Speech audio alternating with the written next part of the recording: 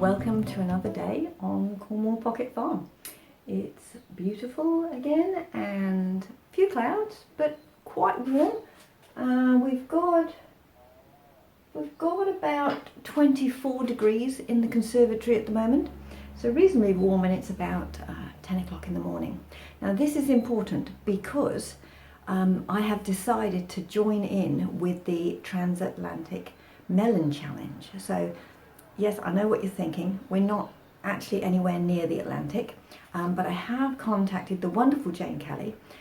Jane Kelly and also Jim from Lake Effect Gardener are doing the challenge, and other people from both America and the UK are involved in this challenge of trying to grow sort of the best and biggest melons, I think.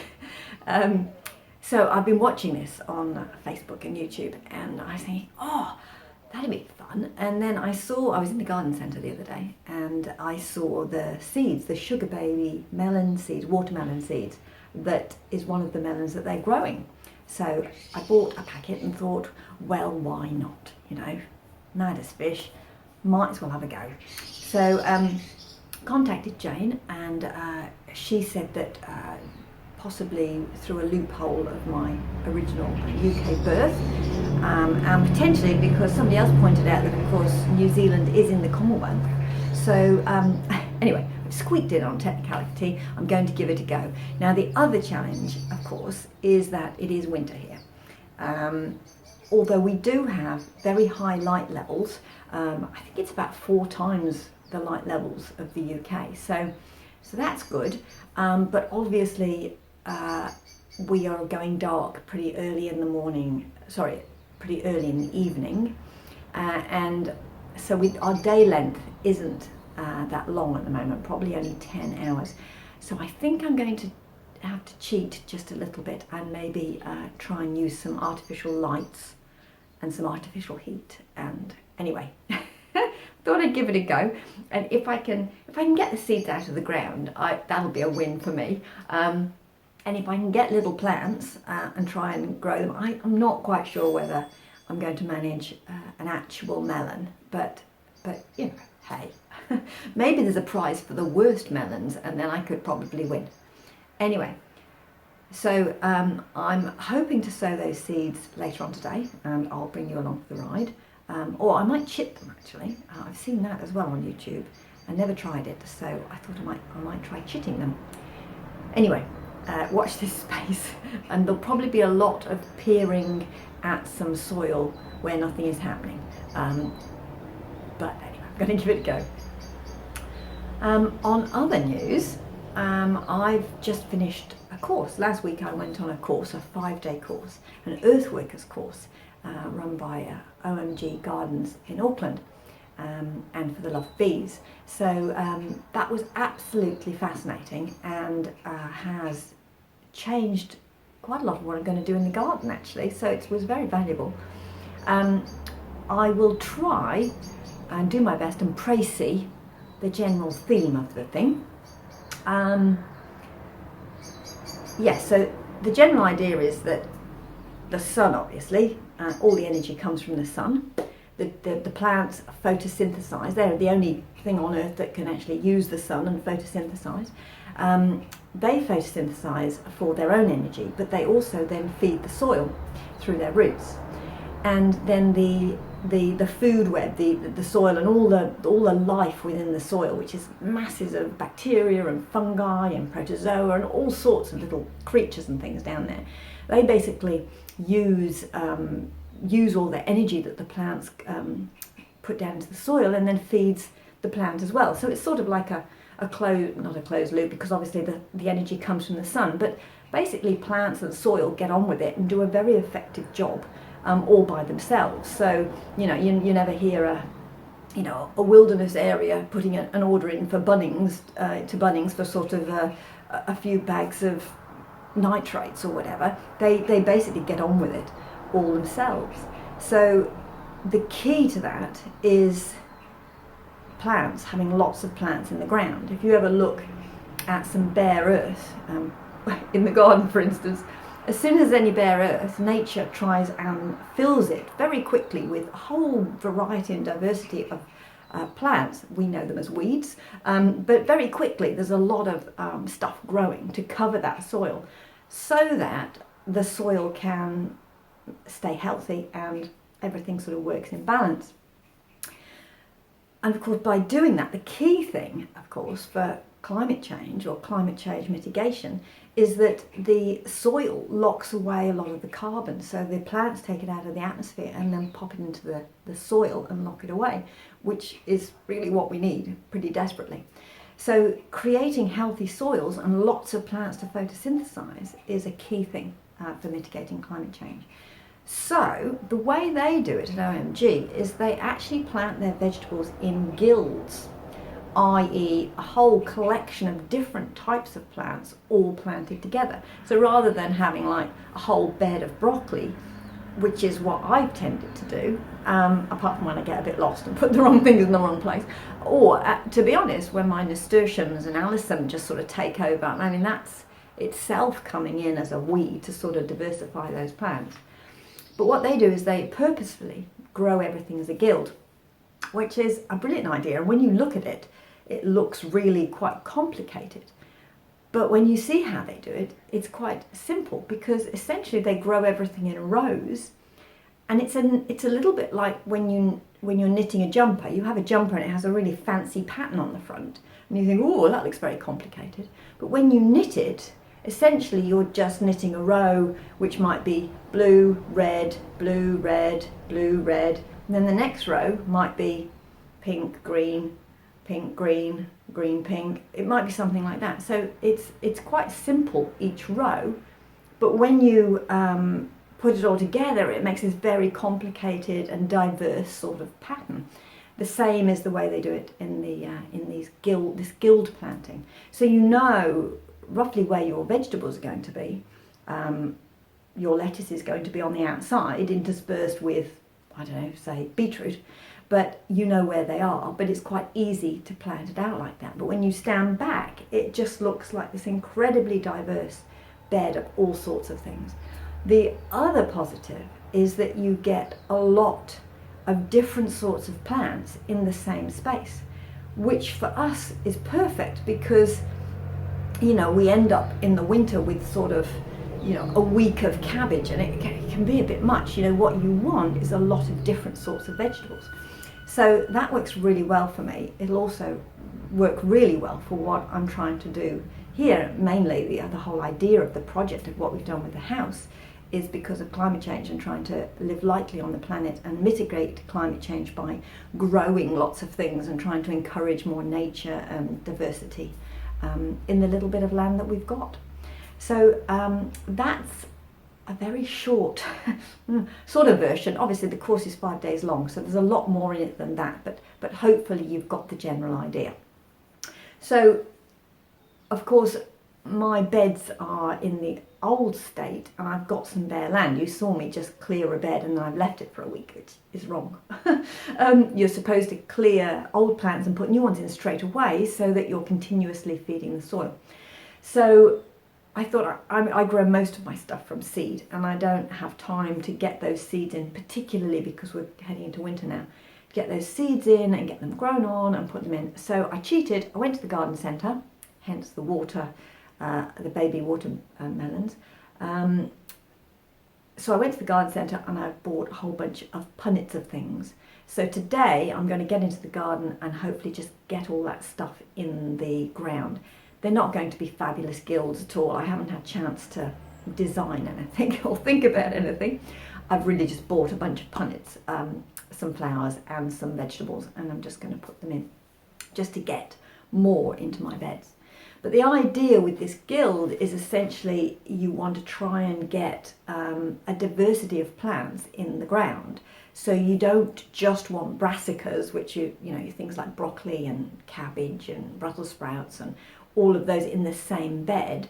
You also want to put in some other things. So likewise, you don't want a bed just full of alliums, which would be your leeks and your onions.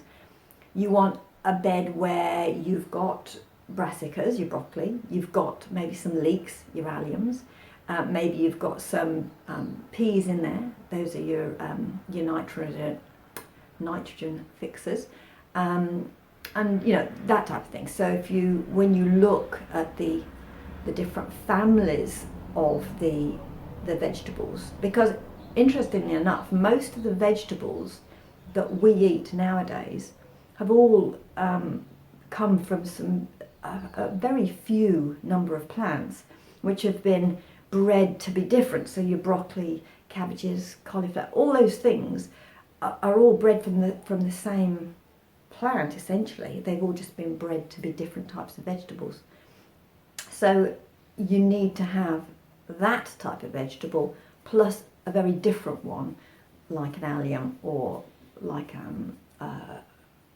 it's the wrong time of year, but like a nightshade. A nightshade would be something like a tomato or a pepper, a chili, capsicum. Those types of things are a different family, if you like. The difficult thing is that in winter, most of the vegetables that we grow are actually brassicas. So when I went to the garden centre, there really wasn't that much choice of anything that wasn't a brassica. So I got a few things, and that's why I got some flowers as well, just so I could have enough stuff to put in the garden. Anyway, there's lots to do because I've been away for a week and we had some very high winds.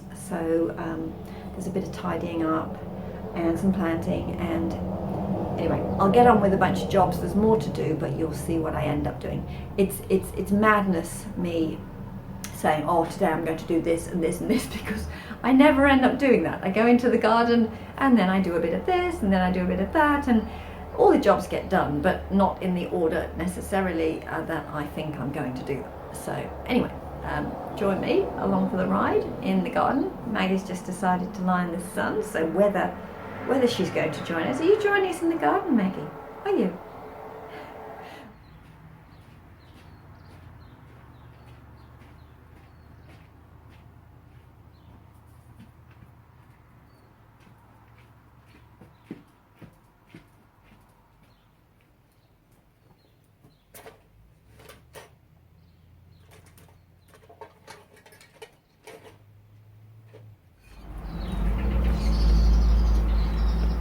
Okay, I've got some of my own sown seeds, some sprouting broccoli, which I was going to put in here anyway. So I've got that, and I'll put that in. And then the bought seedlings, which I've got, which is some chard and some flowers, some onions. I'll just intermingle those just to try and get some diversity in there. I have actually bought 2 lots of brassica seedlings. One's a Mizuna and one's a bok choy, but I'm going to put those in bed 4 because that's got leeks and onions, alliums, and then it's got some carrots, I don't know what they are, and then some broad beans and some mache. So some brassicas in there would be fine. So I'm going to add some brassicas in there, and I'm going to put the brassicas I was going to put in here anyway, and then add in some other things to intermingle. And then I've got some other flowers which I'm just going to put around the other beds just to sort of break up the brassicaness. So anyway, I'll get on with that and I'll bring you back once I've got some of it in the ground. Okay, so I've got them in the bed. I'll take you around and just show you what I've done. Still got to get the onions in, because with the onions you need to sort of shake them out of the dirt, out of the soil, and take them apart individually and then put them in little holes like leeks. So I'm going to do that once I've got everything else in, and then just go around trying to find holes. That's my plan anyway. Okay, I'm trying to do this without putting my shadow all over the bed, but those are the original brassicas. I've put in some other small brassicas and then some flowers in between. The only issue is that I've found that the flowers, and that's one of them there, has a very similar leaf shape to the spinach, which is over there. So I'm just going to have to remember which is which. Hopefully they'll flower soon and then I'll be able to tell. I've also put some, excuse me for spinning you around, I've also put in some flowers through this spinach. So I've put some, I can't remember what they're called now. I'll have to have a little look, but I've put some flowers through here as well.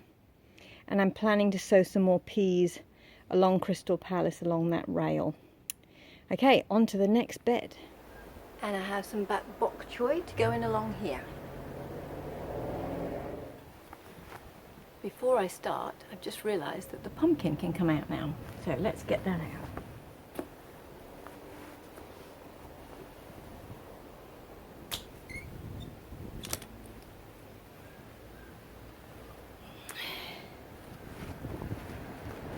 It's a nice pumpkin.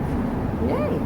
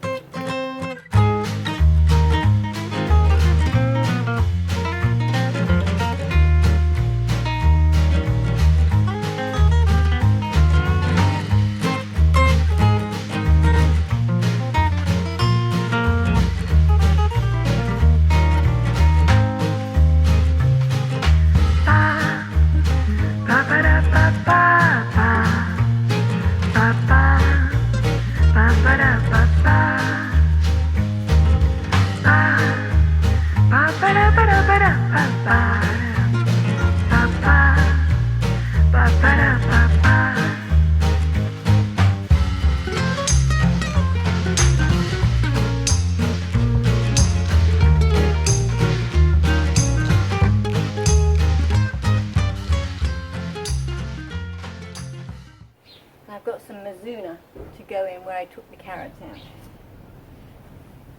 This is a brassica, but obviously carrots aren't.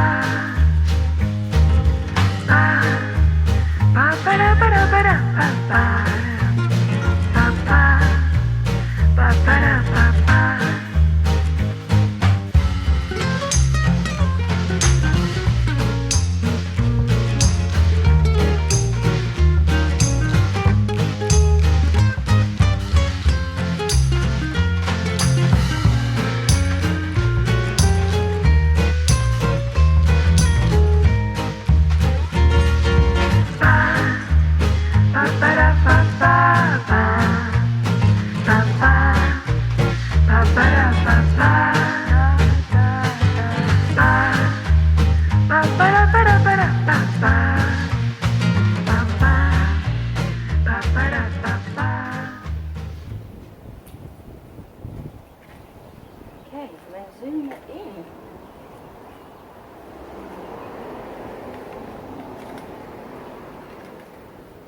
Got some very narrow paths, so it's quite tricky not to sit on the links.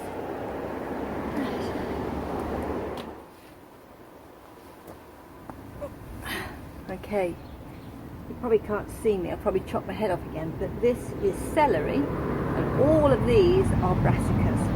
So, just trying to de-brassica it a bit.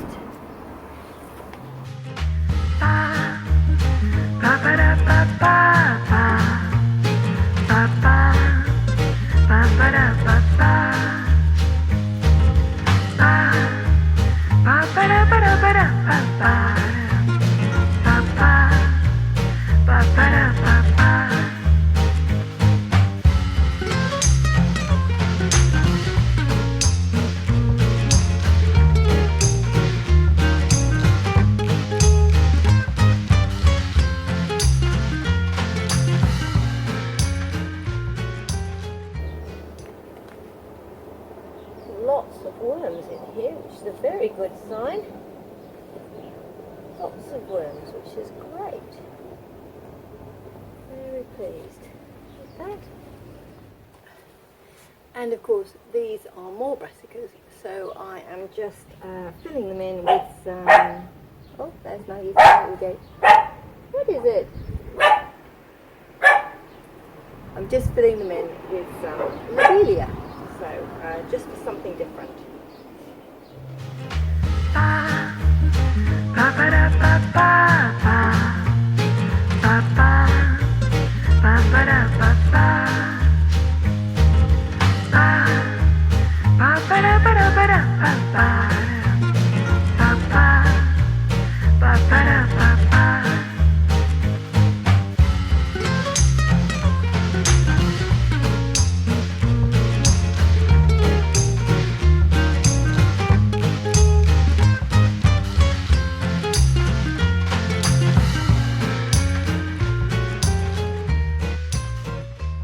Okay, so it's all done. I've put in the onions as well, and those CDs, I'm trialling those as a bird deterrent rather than all the little rocks. So usually I use the rocks around each of the plants, but it's a bit of a pain because you've got to go and fetch them and put them round, and they do work. But I saw this on YouTube, that people were putting CDs around, and the husband had some marla he didn't want, and I thought, well, if anything's going to scare the birds, marla will, so it's out there. Right, giving it a go, trial and error, you know. We have the Mizuna in there, and also some more onions up there just because I had some left.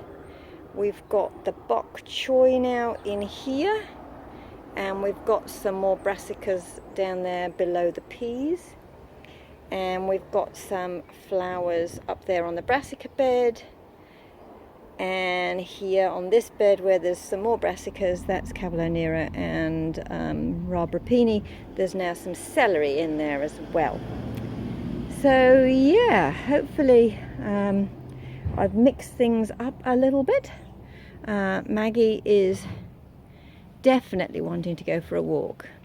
Do you want to go for a walk now, Maggie? Hey, sweetie. Maggie, do you want to go for a walk? Yes? Do you want to go for a walk now? I think she does. She's been climbing on my knee in a very I want to go for a walk sort of way. So I better get changed and head off to walk Maggie. Okay, see you later. Okay, so I've watched the YouTube videos, and it seems that you get a Tupperware container, Exhibit A, and you put wet toilet paper in it, which I've done. So now, these are my seeds: watermelon, sugar baby. So, I think we just need to put them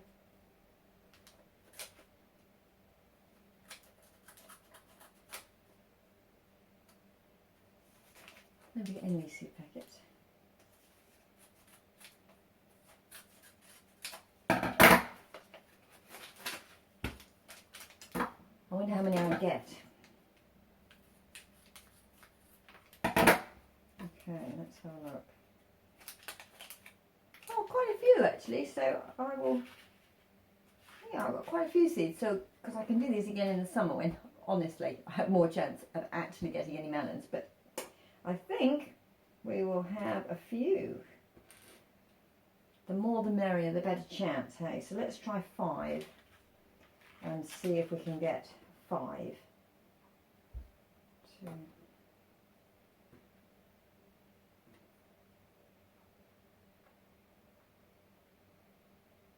So I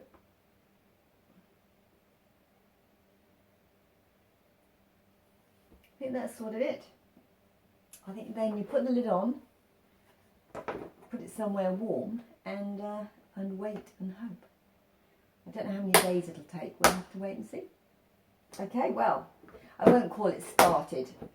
I won't say I've started the challenge until and if anything happens to these seeds.